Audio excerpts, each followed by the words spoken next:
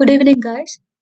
Good evening. Today we are going to discuss about heart failure. So did anyone do the activity from yesterday regarding the blood pressure? How to monitor the blood pressure? And if anybody is prepared with that they can go ahead and like talk about it like for a minute. So the first question was regarding the medication adherence. So how can we improve the medication adherence for the patients?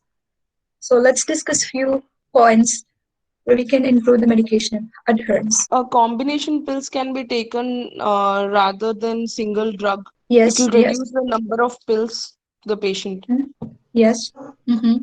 We can call that like a regimen simplification, right? So we can simplify the regimen. So, and what are the other steps we can do to improve the adherence? A monthly reminder, from the pharmacist side, regarding the medicines, like Yes, we can put the reminders for refills. Good option. Yes. So, and also we can educate the patient, right? The importance of taking the medication daily. Yes, pill box. So we can make pill boxes for them. So we have here something called doset, where we put the pills in a actually, I have it with me. I'll put an image tomorrow for you guys. So we can put the dosage pills in the dosage for the patients. Like it actually divides the pills like into sections: morning pills, evening pills, like noon, evening pills, bedtime pills, right?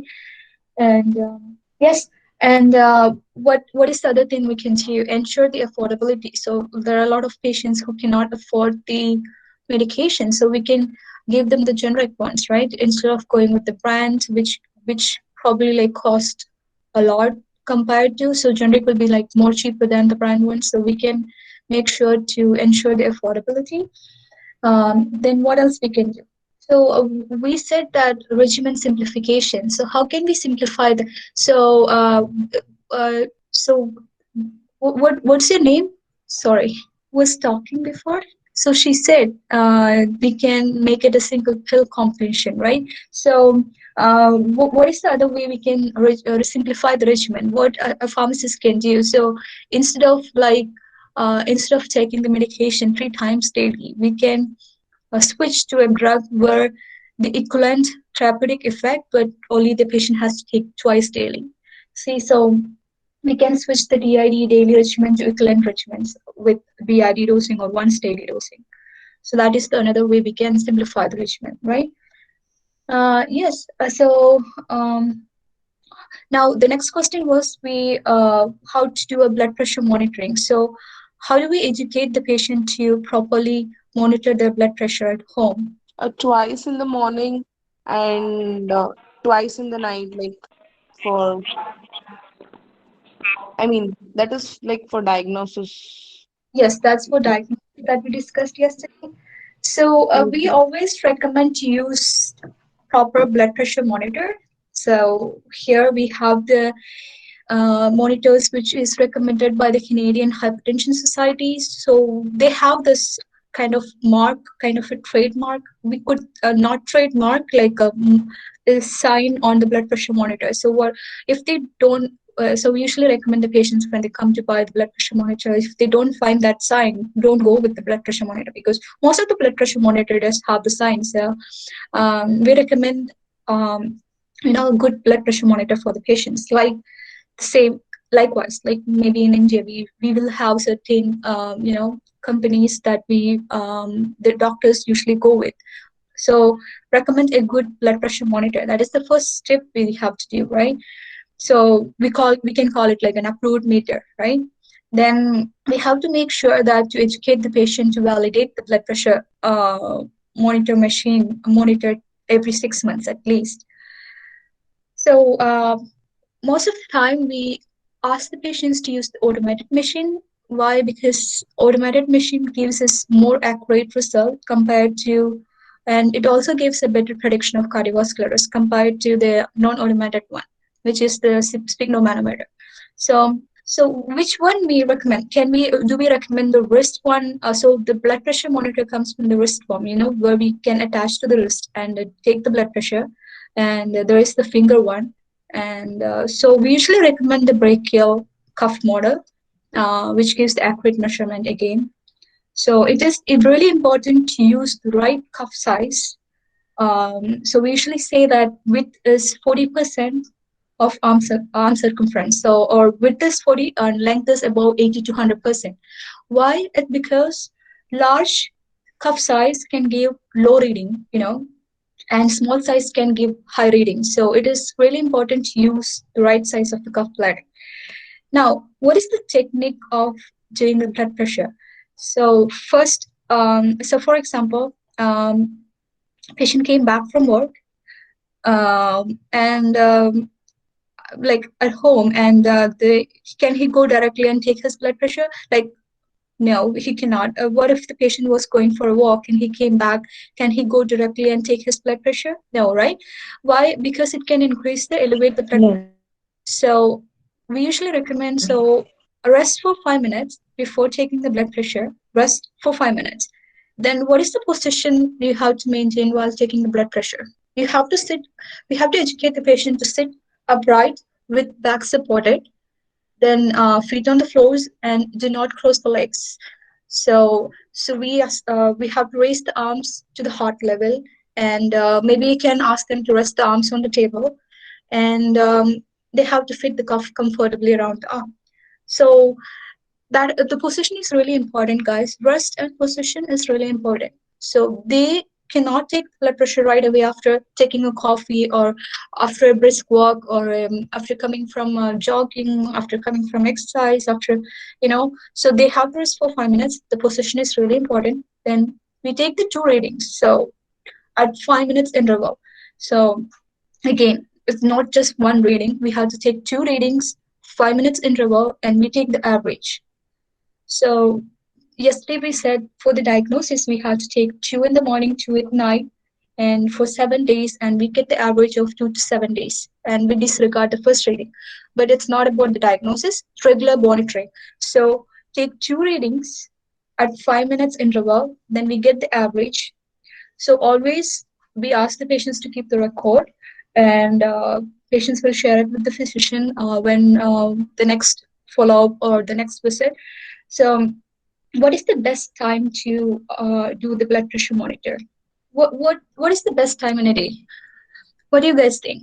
So usually it is before the breakfast or 2 hours after the dinner, uh, before taking the medication. Again, before taking the medication. So we usually don't want the patients to take the medication and check their blood pressure. So again, before breakfast or 2 hours after the dinner before taking the medications. So this is the best time for the patients to take the blood pressure or to check their blood pressure. So, what are the things again to avoid? We have to tell the patient to avoid the smoking, coffee, cold, stress. So, these are the things that can aggravate the blood pressure. So, it can give you a false reading. So, we usually don't want the patients to do exercise for 30 minutes at least before the measurement. So, um, again, a reading can differ from arm to arm. So, so if the blood pressure is high on the right arm than the left arm, which arm should we go with? Should we go with the right arm or the left arm? Sometimes it can be different. Like, when the patient takes the blood pressure in the left arm, it can be higher or lesser than the right arm. So which one we should go with, the higher one or the lower one? So we usually recommend to go with the higher reading if the systolic blood pressure is have the difference of more than 10 mmHg. So if there is like more than 10 mmHg difference, then we have to go with the higher one. Otherwise, it's fine, whatever the arms they choose. But if there is a significant difference, more than 10 mmHg, we have to go with the higher one. Okay. Now, body temperature, emotional states, everything matters.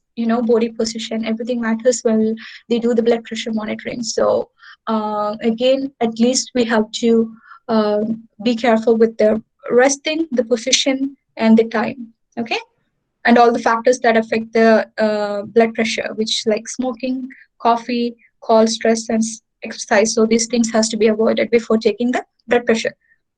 All right. Okay. Are we clear? Yes, ma'am. Yes, ma'am. Okay. All right. So today we are going to discuss about the heart failure.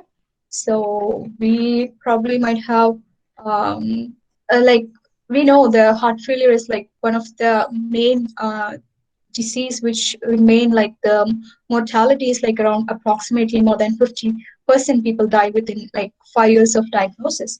So what is the main reason for it? It's most of the reason is like the medication that is prescribed for the heart failure is either underused or underdosed. So that is the main reason why the heart failure mortality rate is going high every year. So it is really important as a pharmacist, we should know how to titrate the dose and how to reach to the tolerated dose for. So we individualize the dose for each and every patient, right? So it depends upon the each patient. We have to optimize and individualize the therapy. So we'll be discussing about everything like how to individualize the therapy, how to optimize patient therapy in detail in further slides. So before going into the therapy, let's discuss how can we classify the heart failure. So we basically classify the heart failure based upon the ejection fraction, and we have the NIHA classification. So it is NIHA stands for New York Heart Association, and we have the AHA classification as well, which AHA stands for the American Heart Association. So at least you have to remember the first two, the ejection fraction based upon the ejection fraction and NIHA classification. You don't have to actually remember the AHE classification, but the first both are two are the most used classification in the practice setting. So how do we classify based on the ejection fraction? So we can classify it into mainly into three. So first one is heart failure with reduced ejection fraction. So how do we define heart failure with reduced ejection fraction? If the left ventricular ejection fraction is less than 40%, we define it as a heart failure with reduced ejection fraction. And that is the one main classification we have to know, because there is that is the one classification where we have to right away start the management for heart failure if the heart ejection fraction is less than 40%. And we can call the next one is mid-range ejection fraction. So which is like if the ejection fraction is like between 41 to 49%, we call it heart failure with mid-range ejection fraction. Then the next one is heart failure with reserved ejection fraction. So the heart failure with reserved ejection fraction is defined as left ventricular ejection fraction more than 50%. So again, the first one is the more important one, the heart failure with reduced ejection fraction. So it can actually lead to acute decompensated heart failure, or it can lead to emergencies. So we have to start management right away. Now there is something called recovered heart failure.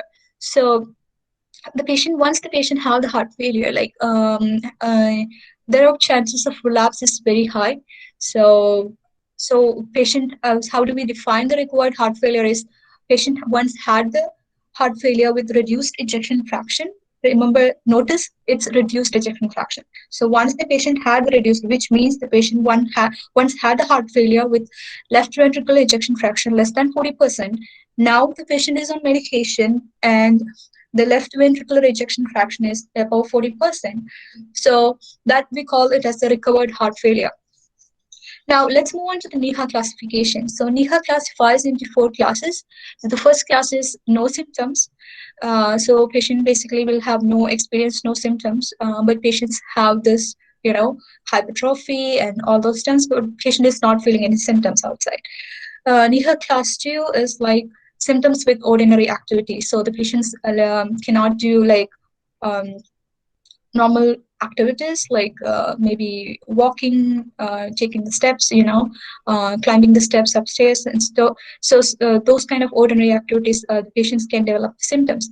Class third is like symptoms with less than ordinary activity. So what are the activities less than ordinary? Like brushing the teeth, right? So it's basically very uh, less activity. So brushing the teeth, like so, and so those kind of activities, patients can feel the symptoms. Class 4 is symptoms at rest or minimal activity. So basically, patients feels the symptoms all the time. Like even the patient is at rest or just sitting or standing, the patients feel the symptoms. So these are the basically at least the two ejection, the classification based on the ejection fraction and the NEHA classification you should know. Then we also have the classification based on the AHA, which is the American Heart Association. So they basically classify based upon the structural and the symptoms. So A is the patients at risk. B, they classify into be structural but non-symptomatic. So the patient have the structural problems when they, when they do the cardiography or something, they notice there is a structural problem, but there is no symptoms associated with the heart failure. And C is structural and symptomatic heart failure. And D is refractory heart failure. So again, the first two classification is really important. Okay. Now, how do we do the initial assessment for a patient with the heart failure? So the patient comes to an emergency with heart failure. How do we start the assessment? So first thing is we do the ECG, really important. So we don't wait for the ECG to come to start the initiate the therapy. We just have to go with the history and physical examination to make sure that it's the heart failure. And why we do the ECG is because we have to, at the same time, we have the physician has to know that if there is an arrhythmia or any kind of thing is involved with heart failure. So that is the reason. Okay, so ECG is not for the diagnosis. ECG is just to know the underlying conditions, so they can treat those conditions as well. So we don't wait for the patients to get the ECG to start the medication again. So do not confuse, because I put it up the first thing has initial assessment, but don't confuse. We wait for that to start the treatment. Okay, we do the echo, so we do it in between. So we start the medication based upon the heart failure too, If it is the acute decompensated heart failure, we have to start the treatment right away, right? And at the same time, alongside, they will do the lab assessment and ECG, echo, cardiac MRI. So if the echo is not available, they can go with the cardiac MRI too. So ECG is very important. So why do we do the echocardiograph? It's actually it shows the cardiac structure and function, right? Echocardiography can quantify the systolic function as well. So it is also used for prognosis as well, echocardiography. Okay, so just remember that. And ECG gives the rhythm, rate, heart rate, QRS, and the morphologies. So ECG.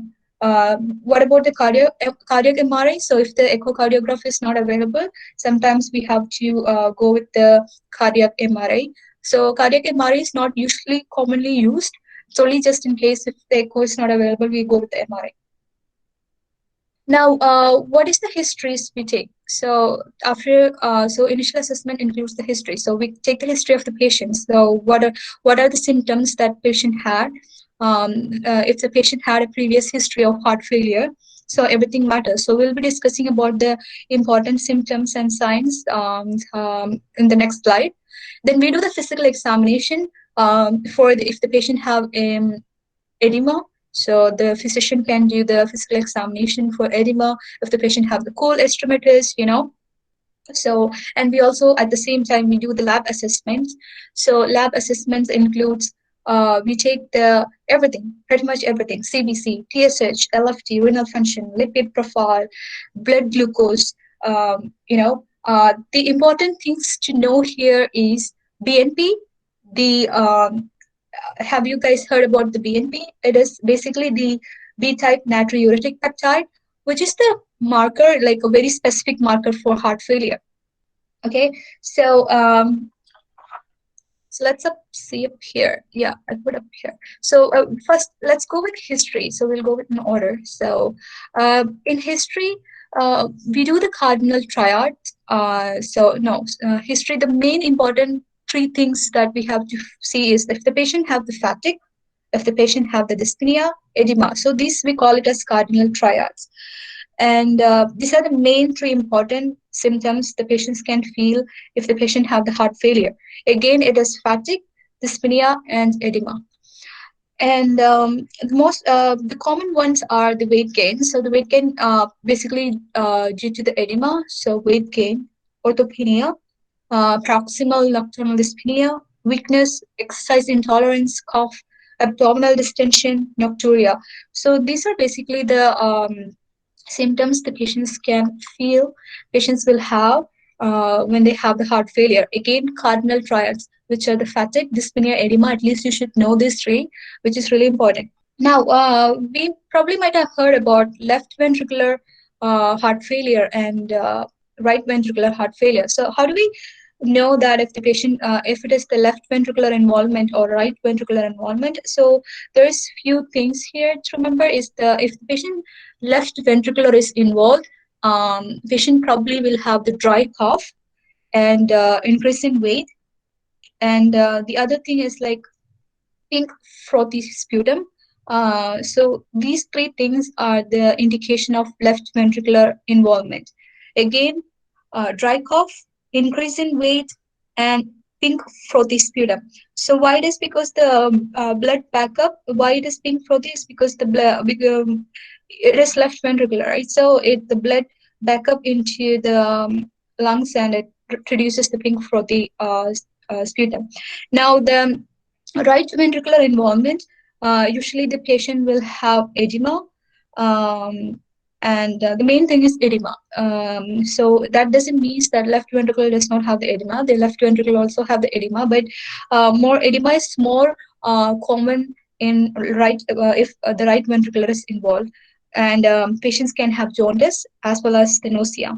So you just have to remember, like left ventricle, like all these things goes up, right? It connects to the lungs. So and the right ventricular involvement, the blood comes from the down part of the body. So whatever the signs are like nausea and jaundice will related to the organs that below the heart, right? So you just have to remember like that. So again, at least remember the cardinal triads. Now let's have a look at the physical. What are the physical examination the physician do? So they will look up for the hepatojugular reflex edema, then basic like the overall body edema. So usually the patients will have edema on their legs. So we call it pitching edema. So that means when we press the tissue, press the skin, it actually remains like that. It leaves an impression there. So that is called pitching edema, and it increases the just a venous pressure, and physician will hear for the S3 sound. So we have hard sounds S1, S2, S3, and S4. S1, S2, S3, S4. S4 is not much common, but S1 and S2 is more common sounds the physician will look up for.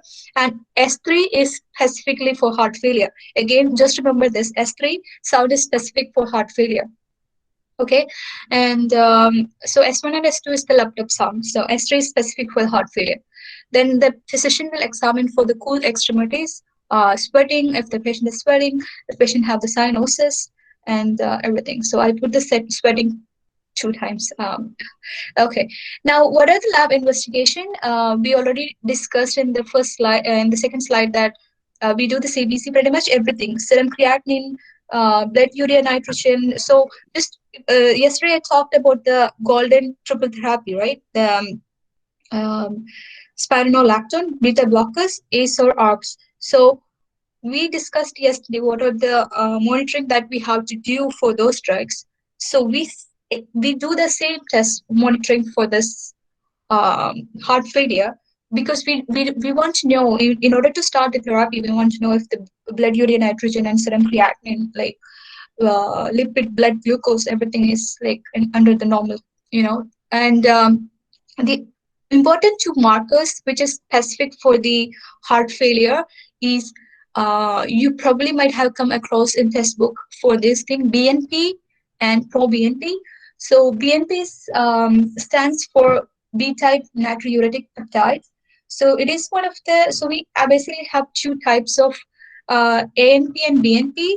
So BNP is actually released by the ventricle.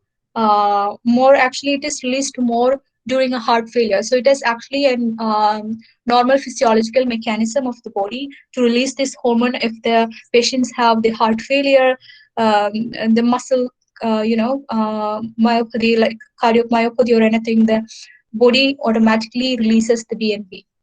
And in heart failure, the level of BNP is very high. So that is the specific marker for the heart failure. Again, you have to remember this word, the specific marker.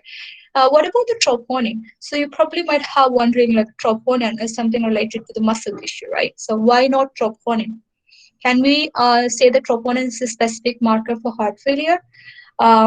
Usually, it is a specific marker post myocardial infarction.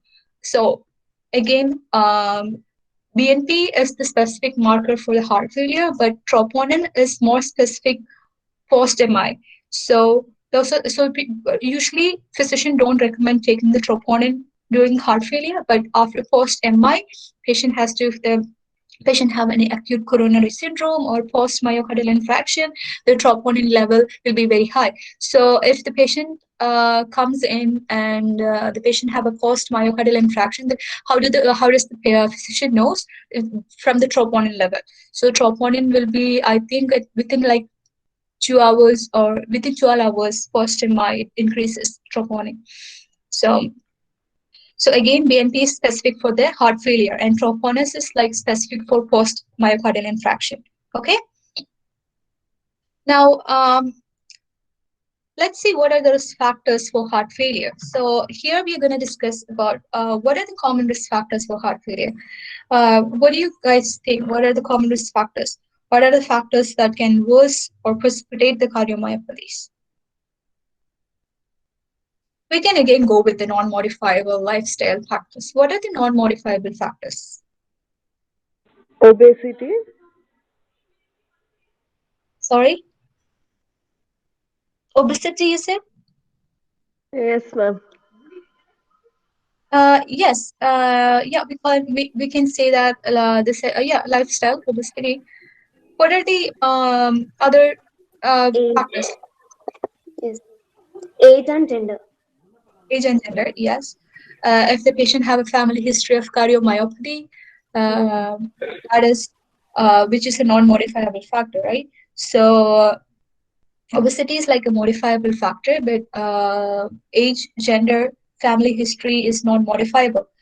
Uh, Smoker, right? If the patient is smoking, alcohol use, heavy alcohol, Alcohol. yes. What are the medical conditions that can we can say that the risk factors for heart failure? Hypertension. Yes, hypertension, diabetes. If the patient have a CAD or hyperlipidemia, everything can lead to our other risk factors for heart failure. Now, what are the factors that can worsen or precipitate the cardiomyopathies? Like medications, medications. What are the medications that can worsen the cardiomyopathies or precipitate the cardiomyopathies? Yesterday we discussed a few drugs, so I particularly stress one class of medication. What is that? NSAIDs. Yes, exactly.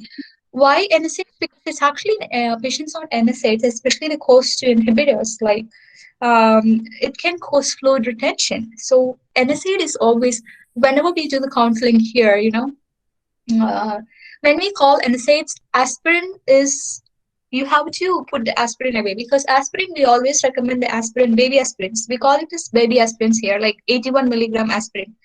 So aspirin 81 milligram is always a good choice. Like we recommend the patients with the cardiovascular risk factors uh, for the long term, has a long term treatment for the prevention. So we got here the aspirin, baby aspirin, like 81 milligram aspirin is available as over the counter medication.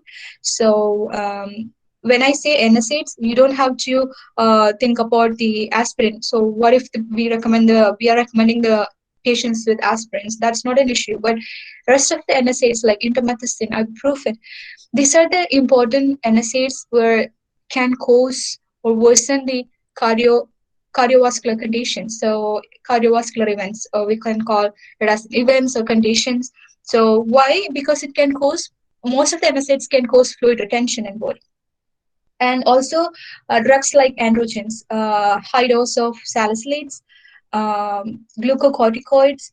So these are the other drugs that can worsen the heart failure, like cardiomyopathy or cardiovascular conditions, uh, by causing fluid retention. What are the few cardiotoxic drugs, guys? We have like a lot of drugs like which are autotoxic, cardiotoxic, right? Liver hepatotoxic. So what are the few cardiotoxic drugs? Alkali agents, right? Like cyclophosphamide, uh, anthracyclines, doxorubicin, right? Like for example, doxorubicin, and tricyclic antidepressants. Why TCS can cause AV block, atrioventricular block. So these are classified as cardiotoxic drugs. Um, and also the drugs that can decrease the myocardial contractility. When it comes to heart failure, we have to uh, include this class of drug as well, like which the drugs that can decrease the myocardial contractility, which means having the negative inotrope effect, right? Like beta blockers and non-DHP CCBs, so non-dihydropyridine calcium channel blockers. So yes, both have the same kind of mechanism of action. Now, you will ask me the same question, why we are using beta blockers in heart failure, then in the treatment of heart failure. So, like I mentioned yesterday, we don't use the beta blockers in acute decompensated heart failure, but we use it for the management as a long term for the heart failure, especially for patients with less ejection fraction, like below 40%. So again, beta blocker is one of the drug that can has the negative inotrope effect, but we still use it for the management of heart failure with less than ejection fraction less than 40%. Okay, but we don't use it for the acute decompensated heart failure. Okay, so do not confuse. What are the nutritional? Also, the nutritional deficiency can cause precipitate the condition. So, vitamin D deficiency, if the patient have less protein intake, thiamine. Thiamine is one of the main thing that can cause wet beriberi, where the heart rate goes way high. So, thiamine deficiency is also one of the thing that can cause the or worse the cardiomyopathy. It's not like cause the cardiomyopathy, it can worse the existing situation. So it can precipitate or worse the situations. All right. And so that is pretty much about those factors. Now let's have a look at the management of heart failure with reserved ejection fraction. So again, we classify the heart failure based upon the ejection fraction. So we have the reserved ejection fraction, we have the mid-range, right? So right now we are going to discuss about the heart failure with reduced ejection fraction, which is less than 40%. So how do we manage the heart failure with reserved ejection fraction? So this is the triple therapy, like a very golden triple therapy. It's based upon the evidence, like the evidence-based therapy. So ACE, ARBs, or ARNI, and heart failure beta blockers. Why I put heart failure beta blockers is because not we don't use all the beta blockers. So these are the specific beta blockers we use for heart failure.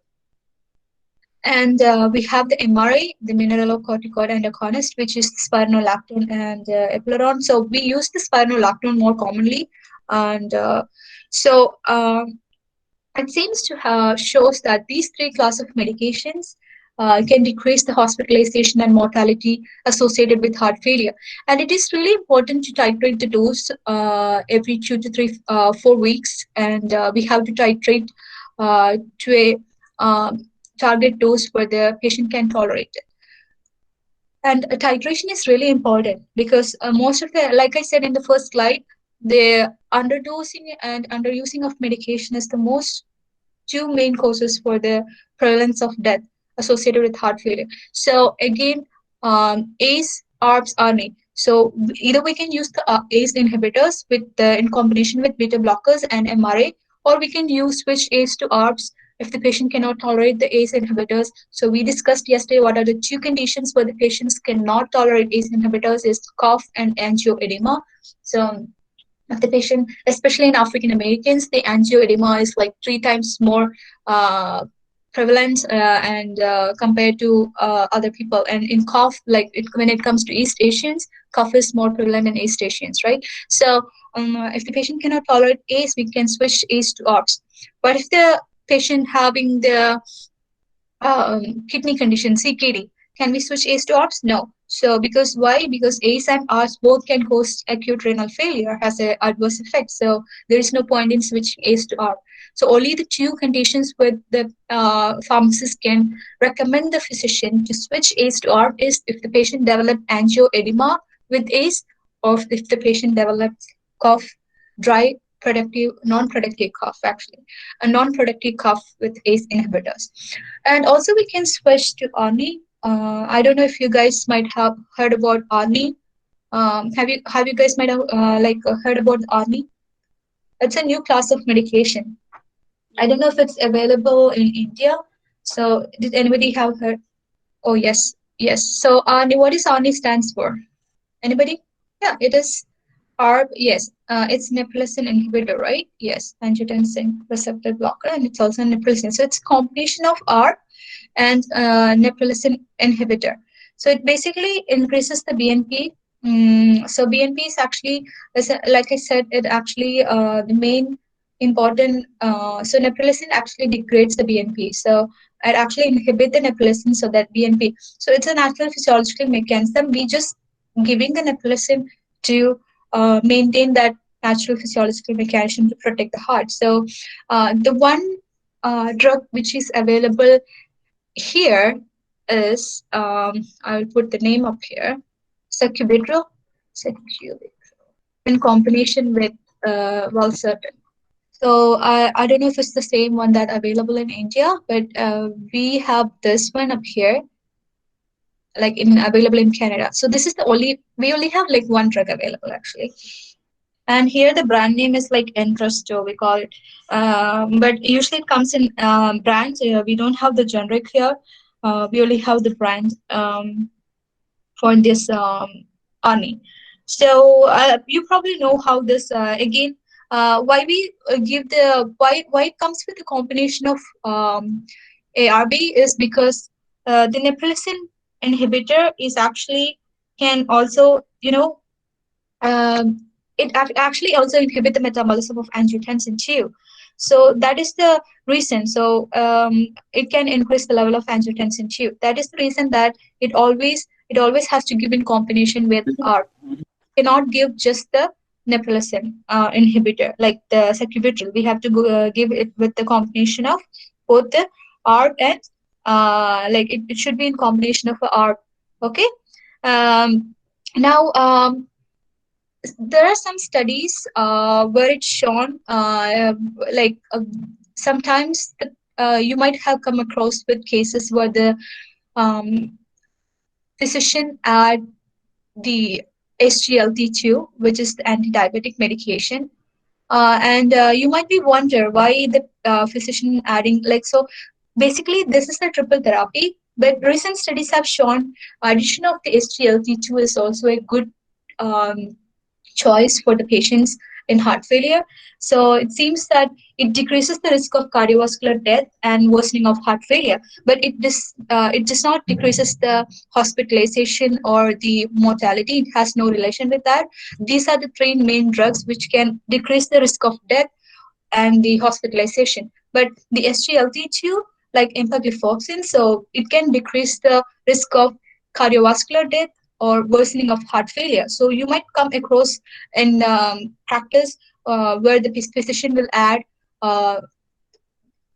initiate this triple therapy and also add the SGLT2. So do not be surprised when you see the SGLT2, because SGLT2 is also being seen to being used in the practice settings for the management of heart failure with reduced ejection fraction. Okay.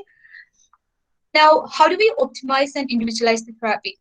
So we start the patient on triple therapy. So we start the patients who with reduced ejection fraction less than 40%. Okay. So we start the therapy. We reassess the patient in 3 months. Again, we reassess the patient in 3 months.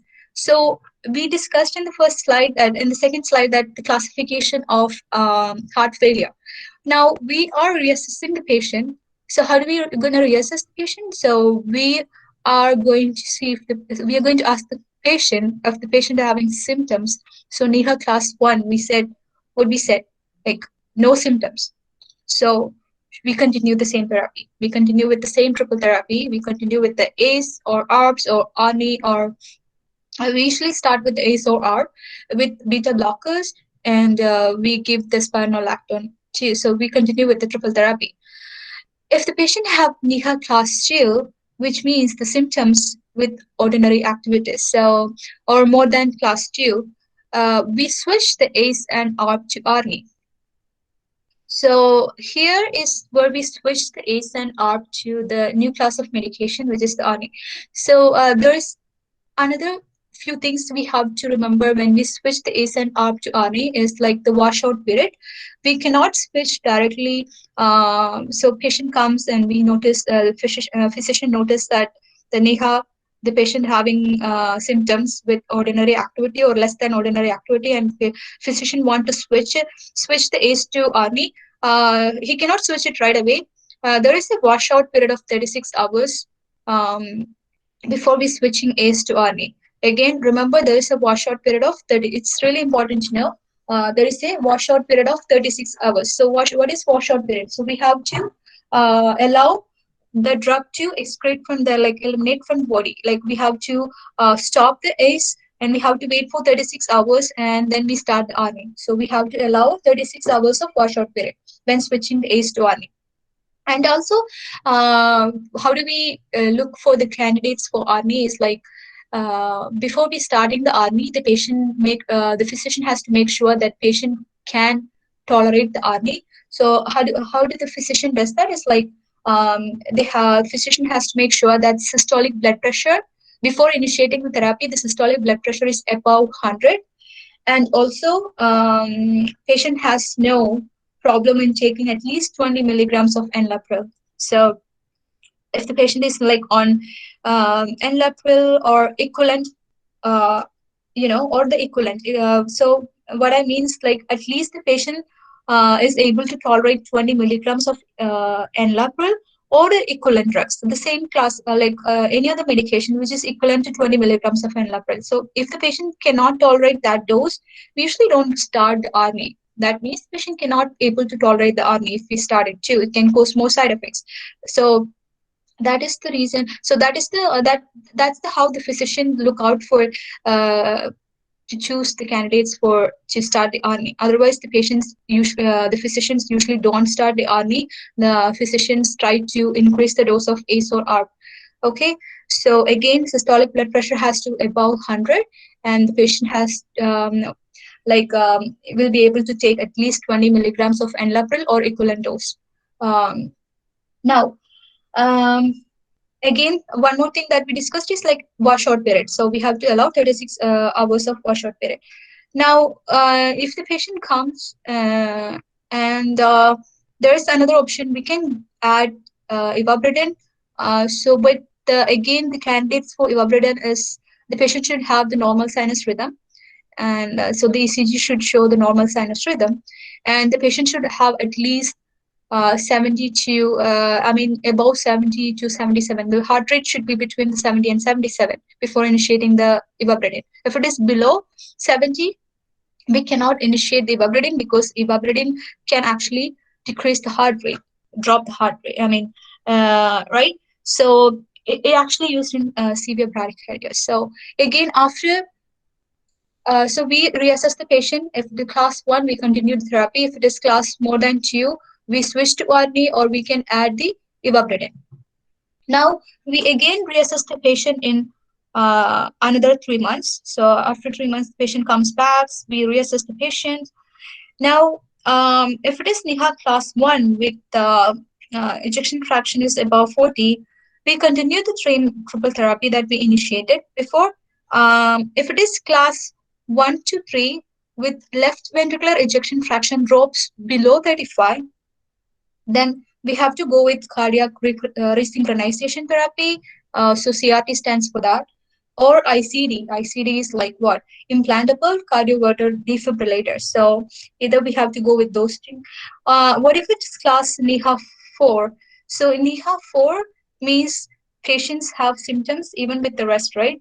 So we can add additional agents and we can see. So we can add the hydrolysine, or we can try to add nitrates, and we can see if there is a development. So this is how we have to optimize and individualize therapy.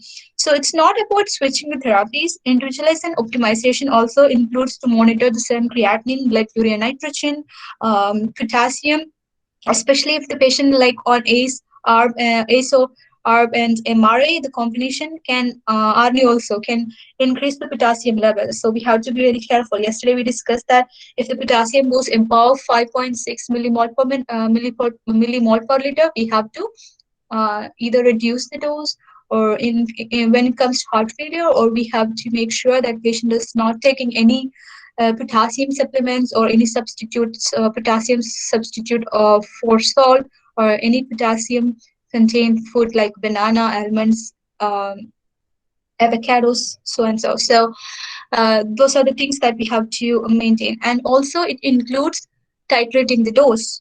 Again, underused, underdosed. So we have to titrate the regimen. We have to titrate the dose every 2 to 4 weeks until it reaches a tolerated dose. Okay. So how to manage the congestion? So we discussed that edema is one of the main cause for congestion. So we can call it as fluid overload. So yesterday we discussed loop diuretics. So we can use the diuretics, but loop diuretics is the more potent one we use for the hypervolemic condition, right? So if the patient have a fluid overload, usually the most commonly used one is the furosemide, or so we start the patient on furosemide, and we adjust the dose to euvolemic state. We don't want to give too much of furosemide and ends up in hypovolemic condition.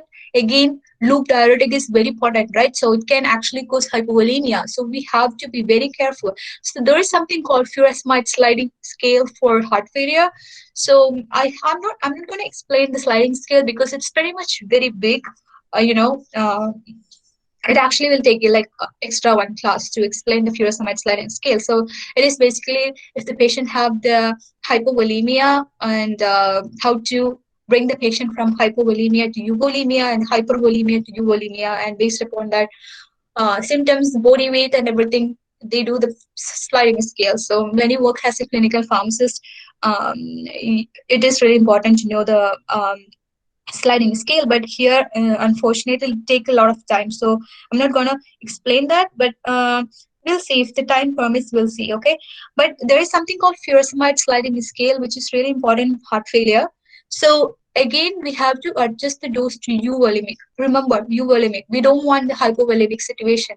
We start the patient is hypervolemic, fluid overload, we start the furosemide, and we don't want to end up the patient to hypovolemic. We have to maintain the dose into, and we have to adjust the dose to euvolemic state. So sometimes if the congestion persists, the physician will try to add the metolazone. Metolazone as thiazide, so we add that with the furosemide. So one thing here to remember is that when we give the metolazone with the furosemide, we wait for 30 minutes after we give the metolazone to initiate the furosemide. So that is like a tip for you guys. So 30 minutes. So we do not initiate both at the same time. So so these are the important things that we have to remember when how to manage the congestion. So again, diuretics are used for the congestion. Now let's have a look at the non-drug measures. So we have the lifestyle modifications. First of all, weight. So we encourage the patient to what? Decrease the weight, right? So first of all, obesity leads to heart failure, like you said. But at the same time, here the most important thing is we encourage the patient to take their weight. So why? Because it's not because of the obesity, it's because of fluid overload. The patient's weight can go way up. So what we do is like we tell the patient to monitor their body weight.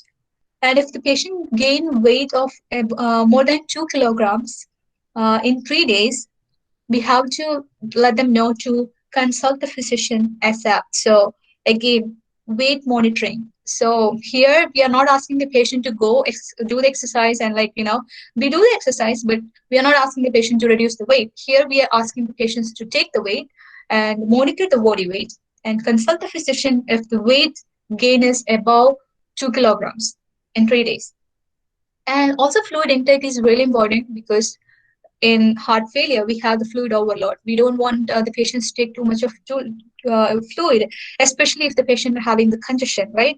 So we try to limit the fluid intake into 1.5 to 2 liters per day, especially, like I said, if the patient cannot control the hypervolemia. So or in the situations where the patient is on diuretics and still we are not able to control the hypervolemia, this is the one another situation we have to do the fluid intake, like control the fluid intake.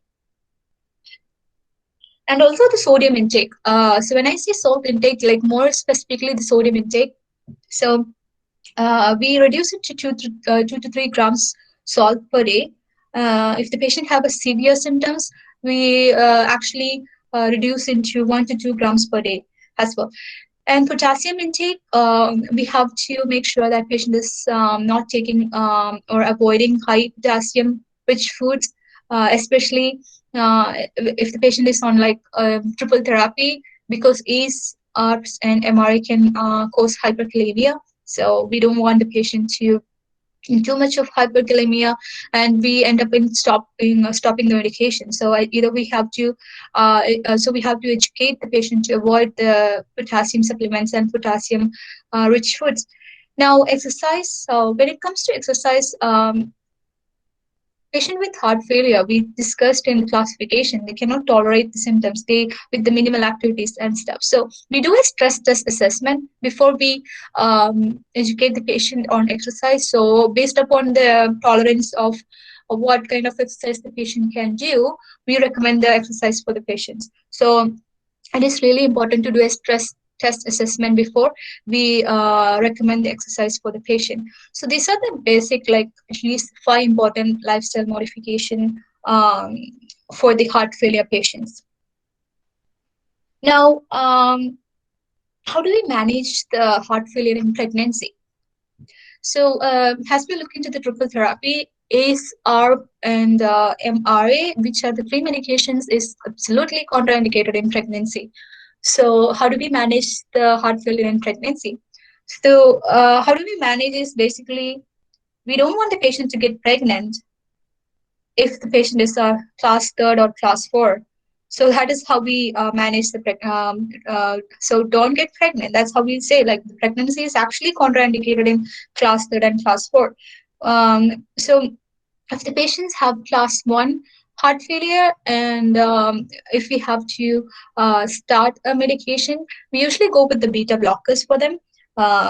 Rest of the medication is contraindicated, so we cannot use that. So beta blockers, except the atenolol. Yesterday I discussed, like, atenolol, among the beta blockers, atenolol is contraindicated in pregnancy, so we cannot use that. But except the atenolol, we can go with the beta blockers. Make sure we monitor the neonate hypertension, hypoglycemia, or bradycardia, because beta blockers can cause severe bradycardia, right? And it also can affect with the glucose and lipid level, right? Except the beta blockers with intrinsic sympathomimetic activity. But here we are discussing, like, in common, so beta blockers. So we have to make sure to monitor the neonate hypertension, glycemia, hypoglycemia, and bradycardia. So what are the other classes? Like, we can use furosemide. We can, if the congestion is there, we can use furosemide in pregnancy. There is no problem with the furosemide. Loop diuretics, and we can use digoxin. You probably might have known digoxin is one medication which is comes under cardiac glycoside, right, which is used for the heart failure. But it's no longer commonly used in the practice, digoxin, because of its side effects and stuff. So and it is like a narrow therapeutic index, right? So we usually don't use the digoxin, more common, but still it can be used. where the rest of medication is not doing a good job to control the heart failure, sometimes the physician can add digoxin to you. And again, ACE, ARB, spironolactones, we should avoid in pregnancy. So like I said, we have to, pregnancy itself is contraindicated in class 4 and class 3 and class 4. Okay. So that is the one reason that I didn't put up a slide for the pregnancy, because there isn't much to this. Now, oops, sorry. Now let's move on to acute decompensated heart failure. So we discussed about the heart failure with ejection fraction less than 40%. Yeah. So we have this something called acute decompensated heart failure, where the patient comes to an emergency and the patients have really bad symptoms. So there is this assessment the physician do. Assessment the physician do, right? So basically, it is like we classify it into 4 sections for your better understanding. So we can classify it as a dry and warm, or dry and cold, wet and warm, and wet and cold. So I will explain why it is like dry, wet, warm, cold. So dry and warm means the patient is normal. The patient have no issues. It's a normal patient. So normal patient is like dry and warm, right? So warm is that the patient having the perfusion. So blood flow is okay. The patient have normal cardiac output. The patient have no problem with the cardiac output. The body is well perfused. That make the body warm, right? So the patient is dry and warm means the patient is normal. What about if the patient is dry and cold? So dry means fluid, less fluid in the body, right? Cold is a situation if the patient have hypovolemia. So if the patient is in hypovolemic condition, the patients, we classify the patient as dry and cold. So patients have cold extremities and stuff. So the patient is having hypovolemia. Wet and warm means the patient having well perfusion. That means the cardiac output is okay. It's not that much in a big trouble. So the patient is warm, the body is perfused, blood, and wet means the patient having fluid overload. So the patient having congestion patient is having the congestion, but patient having the having a good perfusion. Wet and cold means is the serious situation where the patient is fluid overload and patient having, we call it like cardiogenic shock condition, where the patient have a very decreased perfusion and actually the patient is undergoing shock. So basically, the most common we see in emergency is like with the wet and warm and wet and cold. The rest two is like so dry and cold is hypovolemia. It can be due to, if the patient is on diuretics, it can lead to dry and cold, hypovolemia. Sometimes if we don't titrate the furosemide dose, we see the patients undergo like dry and cold class. But wet and warm and wet and cold is the most two classes where the patients we see when it comes to acute decompensated heart failure. Now, let's see how do we manage the acute decompensated heart failure. Like I said, we cannot use beta blockers in acute. So acute situation is something that we have to treat right away, right? We treat it as an emergency situation, right? So how do we do that? So first of all, oxygen. So we have to right away emergency. Whoever comes to ABC analysis, right? That's what we do first. The patient comes to an emergency. So we go with the O2. So the target oxygen saturation is like above 92. And we start the patient on IV furosemide. So especially if the patient is wet and warm. So if the patient is wet and warm, we start the patient directly in IV diuretics. Why wet and so wet and warm means what? The patient is warm means well perfused. That means the patient probably will have stable blood pressure. But patient is wet. That means fluid overload or volume overload. So we should start right away IV furosemide. So IV furosemide. So we have to make sure. Here I mentioned a little bit of the furosemide sliding scale, not in detail. So how do we do? It's like we have to monitor the weight loss, because Probably the weight loss is associated with the fluid overload. So we have to monitor the weight loss. So we take the 24 hours urine output as well while the patient on IV furosemide. So if the loss of weight is above 1.5 kilograms and urine output is 5 liters per day, we decrease the dose. So the patient, it means the patient is improving. The patient is having a very good diuresis, so we decrease the dose.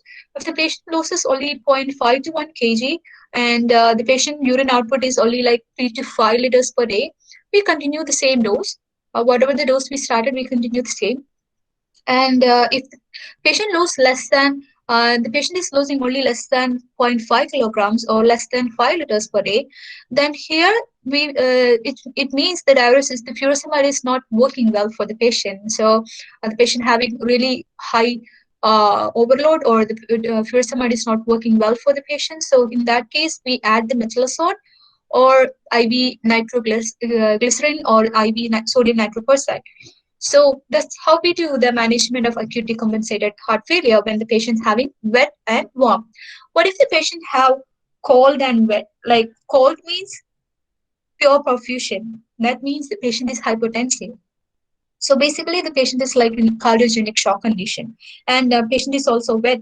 That means fluid overload. So basically, there is pure perfusion, and that is that there is no cardiac, very less cardiac output. The patient is very underperfused. The patient is hypertensive. The patient is like fluid overload. Basically, the patient is going in cardiogenic shock. So the first line treatment for the cardiogenic shock is the most preferred is dobutamine. So we have to make sure that systolic blood pressure is less than 90 before we starting the dobutamine, right? Because it will be less than 90. We don't have to worry, because if the patient is already in cardiogenic shock, that means the patient is hypertensive. So um, the preferred agent is again dobutamine. We can also use the dopamine or the milrinone, which is also another agents that we recommend for acute decompensated heart failure when it comes to cardiogenic shocks. So these are the vasopressors. So we can use the other vasopressors, but still the preferred agent is dobutamine. So 90% of the acute decompensated heart failure are wet. Okay, so just make sure the cardiogenic shock is the like very rarely like cardiogenic patient undergo cardiogenic shocks. Usually the patient ends up in emergency. The 95% of cases is like wet and warm. So we usually do with the IV furosemide. Treat the patient with wet means fluid overload. So we have to focus on furosemide, like the fluid overload. So we initiate the patient on IV furosemide. All right. So now one more thing is here I missed is like, how do we know the patient is wet and warm? So there are symptoms that we can look up for, like the patient comes and the physician cannot right away say that, oh, the patient is wet, the patient is warm, right? There are some certain symptoms that are. So usually the wet symptoms are like cough, like dyspnea, wheezing. So patient have the abdominal bloating, edema. So these are the wet symptoms. Cold symptoms are like patients will have decreased urination. See, that means cold means opposite of wet, right? So patient cold means like the patient is underperfused. So the patient have the decreased fluid overall, like decreased fluid in the body. So it leads to decreased urination. The patient will have cold extremities. Patient will feel like hypoperfusion, right? So patients will have like headache, confusion, syncope. So these are the cold symptoms. So based upon the symptoms, the physician decides the patient is wet or warm, or wet or cold, or dry or cold, or dry or warm. Okay. And also at the same time, we do the lab assessment. So once the patient comes in, and we at the same alongside the patients go for all the investigation and initial assessment that we discussed in the first 3 slides, where the BNP and pro-BNP, which is main markers which is used for the confirmatory test if the diagnosis is uncertain. Okay, so that is the again BNP and pro-BNP is the most important markers that we used for the confirmatory test. So I guess that's all about the heart failure. There are certain key points here to remember for you guys. Again, we can start the ACE and beta blockers together or one at a time. It doesn't matter. But we should not start beta blockers or increase dose. We discussed it yesterday. We discussed it today couple times. So we are discussing it again. Do not start beta blockers or increase the dose in decompensated heart failure. We have to monitor the potassium and baseline creatinine clearance. The creatinine clearance is less than 30 mL per minute. We have to be very careful with the ACE and ARBs and MRIs that we should not, either we have to stop using it or we have to reduce it. So we just have to keep on monitoring and we have to adjust the dose based upon that. We don't want to end up in a situation with dose less than 30 and we have to stop the medication. So that is the whole point of doing the monitoring. We do not want the patient to go below 30. We monitor, we titrate the dose, we do the therapeutic drug monitoring and all. So MRA is we know the spironolactone, okay? And candidates for ARNI, we already discussed. The patient has systolic blood pressure has to be above 100 and the patient should not have any problem taking 20 milligrams of enalapril or equivalent. So those are the candidates for ARNI. And also we have to allow washout period of 36 hours when switching ACE to ARNI. Again, patient education is very important. We have to educate the patient on all the lifestyle modification. We have to educate the patient on the factors that can worse or precipitate the heart failure, which we already discussed. We have to educate the patient on weight monitoring, right? So again, titration of dose. I'm pressing it again and again. Titration of dose every 2 to 3, 4 weeks until it reaches the tolerated dose is really important in heart failure because most of the reasons the heart failure lead to the death is because of underused or underdosed. Okay. So that's all about heart failure. It was pretty short class. It wasn't much to discuss. I hope you guys understand a little bit about heart failure. Do you guys have any questions related to heart failure now?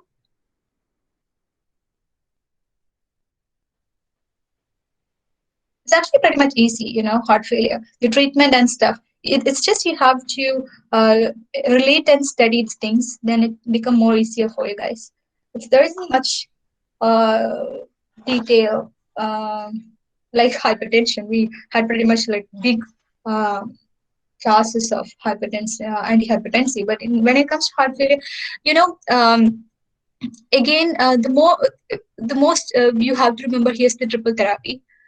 So we know the heart failure, digoxin is always the one common drug that we always remember when it comes to heart failure, digoxin, but not digoxin. It is actually the triple therapy, ACE or beta blockers or the MRA. I mean, combination of triple therapy.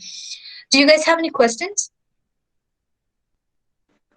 Ma'am, is furosemide given in pregnancy? Yes, we can give the furosemide condition. If it, like I said, again, the first choice is do not get pregnant. The second choice, if the patient have class 1, we have to, we can start the patient on beta blockers. And if the patient have congestion, we can give the furosemide, loop diuretics like furosemide, okay, not thiazide. Ma'am, but furosemide crosses the placental barrier, right, ma'am? Yes. So, like I said, not all adverse effect, not all. So, furosemide is more potent. Yes, you're right. Furosemide can cause placental. It can cause the oppression, placental oppression, or it can lead to reduce the placental volume. So that is the reason we have the furosemide sliding scale in heart failure. So when I say furosemide, initiate the therapy of furosemide, we just do not initiate the furosemide right away. We have certain, that's what I said, like there is something, a big thing called furosemide sliding scale where we control the situation based upon the symptoms. So that is all the duty of the pharmacist to do all the therapeutic drug monitoring. But we can use, because heart failure is a condition where we have to go with the benefit versus risk thing. So we have to see if the patient benefit more from the therapy, or if the patient is more high risk if we use the therapy. So if the patient benefits more from therapy, we have to start the furosemide.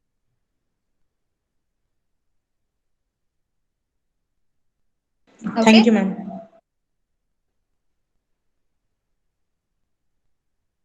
Ma'am, use of antiplatelets and anticoagulants. Antiplatelets, and we usually don't use antiplatelets or anticoagulants in heart failure.